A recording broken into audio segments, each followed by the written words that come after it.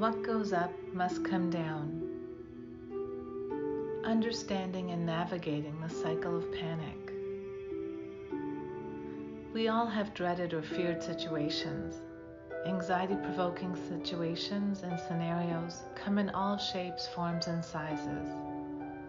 For some of us, it's traveling in an airplane or driving on a high speed, multi-lane highways, or stepping on an escalator, elevator, or being in a shopping mall. For others, it could be writing an exam, speaking in front of a group of people, or attending a wedding, holiday party, or an informal social get-together or date. Many times when we have anxiety-provoking situations, once you enter them, there is an increase in your physical and physiological symptoms. Then your mind begins to race and wander with negative racing thoughts, doubting your ability to handle the situation. Then many times we feel overwhelmed and all you want to do is escape. But when you can't escape, it's your Christmas party, an office meeting, or an exam, you look for a quick fix, which allows you to suffer through the event in distress. Thereafter, you're often plagued with negative memories of how painful that anxiety-provoking situation has been for you from the start till now. This leads you to have low courage, to push yourself through, and be able to enter such situations like this one again in the future. This increases feelings of anticipatory anxiety, and eventually you start worrying about the next time that you are pushed to come to a party, go to a mall, being in an interview, go on a date, or need to be in a crowded place where you know you may want to avoid the situation rather than confidently enter it and be able to work through anxiety. That's the key. Many times anxiety-provoking situations can cause panic, and that panic can lead us to a place of avoidance and wanting to cut things out of our lives, then confidently walk in, deal with them, and know that we have the skill set to manage whatever comes our way. Over time, these anxieties can lead us to start putting in safety behaviors where we limit our movements, interactions, and routines and avoid exposing ourselves to whatever makes us anxious or fearful. Please know that just because anxiety and panic has a cycle like the one I just went through does not mean you can't conquer it. In fact, a healthy cycle of panic means you still have anxiety-provoking situations. After all, we all are perfect and a work in progress. You can enter a feared anxiety-provoking situation and then bring in a skill set to manage it more confidently. How do we manage it? Well, initially, you roll with the anxiety.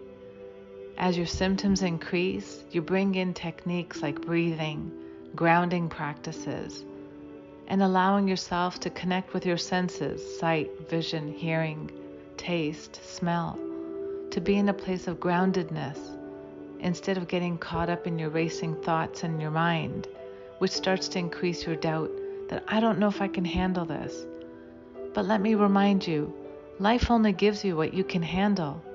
I need you to trust that you can handle whatever comes your way, even though it sometimes feels overwhelming.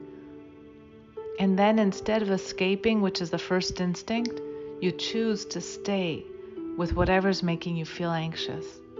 You breathe, you start bringing in positive affirmations, and you remind yourself why you can handle whatever comes your way. As so far in life, you have been able to handle whatever has come your way. And then you allow yourself to have what goes up does come down, which I mean gradual symptom reduction. No matter how intense your symptoms feel at the start of entering a feared anxiety-provoking situation, those symptoms will taper and come down to a place that is more manageable. Thereafter, you are left with a feeling of confidence where you might not have the most positive memory, but you have a somewhat positive memory of knowing that you got through this situation. And with practice, like a muscle that builds, the more you do it, the easier it becomes. With this little bit of courage to have a positive memory, you build the courage to re-enter feared, anxiety-provoking situations with the goal to master whatever you're anxious by. Now that's the key. Whatever you're anxious by, you want to try to get bored by it, which means repetition. The more you do it, the easier it becomes. And so learning how to give yourself confidence to know that you have the skill set to work through anxiety and allow yourself to be all you can be and more by learning to challenge situations that feel anxiety-provoking rather than avoid it or walk away and allow anticipatory anxiety, which is just a thought, to take a grip over you. Let's take a moment right now and just have a mindful moment of focusing on what I just said. Life only gives you what you can handle, and with all symptoms, what goes up does come down. Let's take a moment right now and breathe and practice grounding ourselves, feeling capable and connecting with our inner strength. Whenever we have anxiety, knowing that you have the skill set to handle things beats any fear or anxiety that you experience. Let's try it for a moment now and take a mindful moment to connect with the silence. Take a deep inhale in and exhale. Another deep inhale in and exhale. Now allow yourself to connect to the silence and remember that you can ride out feared situations, anxiety-provoking situations, panic situations, and even though crippling anxiety and panic attacks are hard to go through, you have always managed it, even if they were uncomfortable. Let's breathe together and feel capable of managing situations that sometimes cause us distress. Let's follow our breath and connect with our inner confidence.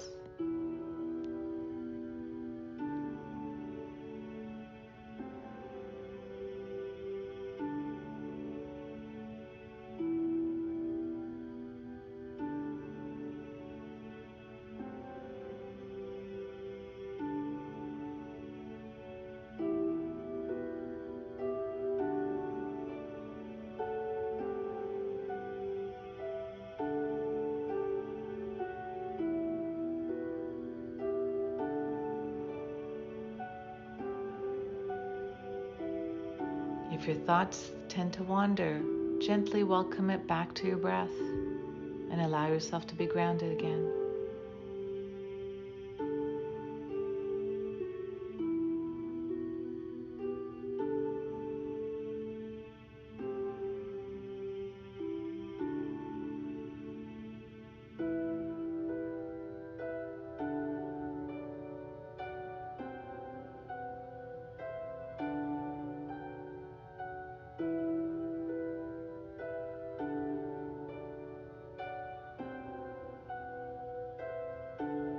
Riding out your feared, anxiety-provoking situations and scenarios, please always remember that what goes up must come down.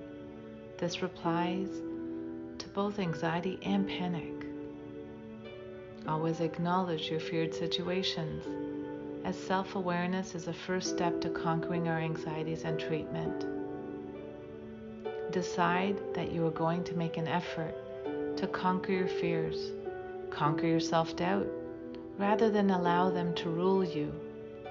Bring in grounding practices that work for you, as there's many grounding practices, and each and every one of them connect with our senses.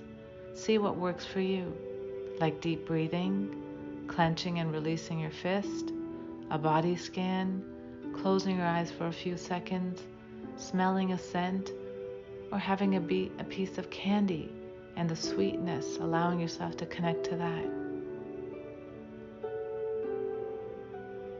Remind yourself What goes up does come down, and even if panic feels awkward and uncomfortable, that's so far every time you've had a panic attack.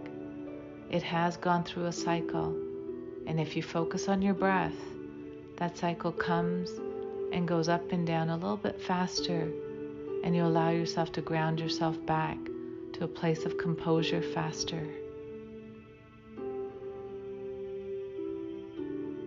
As I welcome you back from this meditation, remember to celebrate incremental victories. These small victories will lead you out of repeating negative experiences. Remind yourself that we're perfect and a work in progress, and that each and every day we do the best we can with what we have, and our goal is to learn from one another and remind each other of the greater good, what serves us, what helps us become a better version of us, and how we can not only master ourselves, but as a ripple effect, help others master their own difficulties and become better versions of themselves. As I welcome you back, let's take a deep inhale in and release. And one more time, a deep inhale in and exhale.